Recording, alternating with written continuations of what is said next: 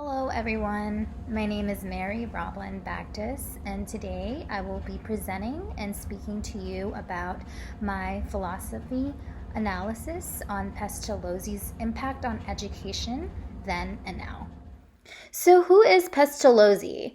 Pestalozzi was a Swiss educational philosopher and reformer born on 1747. So his family was actually of Italian ancestry, and he was raised in a middle-class Protestant family.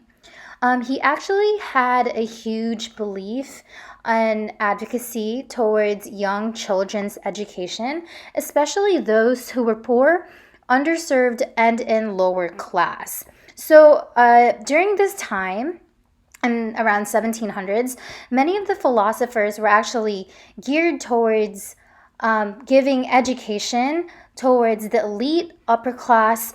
So he was actually one of the first educational leaders who really focused on giving education and providing education for children, especially those who were poor. So there's actually a few things to note in Pestalozzi's background. It is important to know that he actually didn't really have the best childhood. Okay, so he didn't really get to play outside, play with other kids or other students. He was basically isolated from the community. His mother was actually not really around as much, and he was actually more with his house caretaker.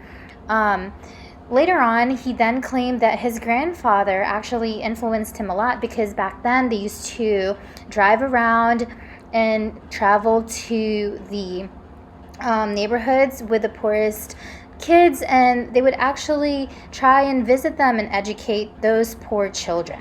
Due to Pestalozzi's childhood experiences, he then focuses on census and using census when teaching children.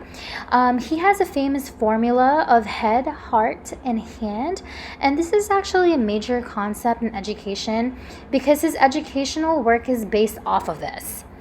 So the heart is actually seen in the middle of the three, head, heart, and hand, with his philosophy, because with the heart, feelings and emotions and love are points of references in making connection between the child and teacher.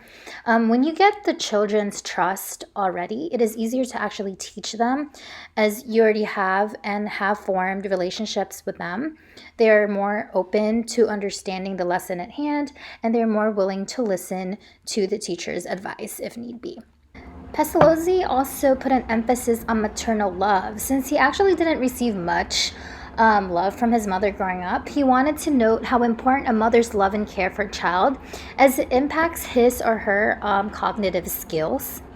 I want to really emphasize how Pestalozzi actually put a huge focus on children's experiences. It is important to let the kids experience what they are learning instead of just reading it. It's important for them to solve the problem or get up and ask teachers questions or even their classmates questions so that they can fully understand what they are learning. So the physical activity there is important for their cognitive behavioral development. So how does Pestalozzi's theories and educational practices impacted today, which is the 21st century. Today, we see that Pestalozzi's methods in various classrooms throughout the nation as student-centered learning is practiced. Many of us, especially here in Maryland as an educator, believe in student-centeredness in classrooms, wherein we highlight children's student growth and development. With student learning, students actually are able to gain an understanding of their own learning style. And so the teachers then become the facilitators who are monitoring and answering questions, but the students are the one who are basically running their educational learning and development inside the classroom. To wrap things up, it is important to note that Pestalozzi was a great philosopher and reformer who advocated for children's education no matter if they are poor, underserved, or from the lower class. It's important to remember that making connections with students helps student engagement and learning in class, which is now heavily seen and encouraged in today's classroom settings, especially student-centered learning environments.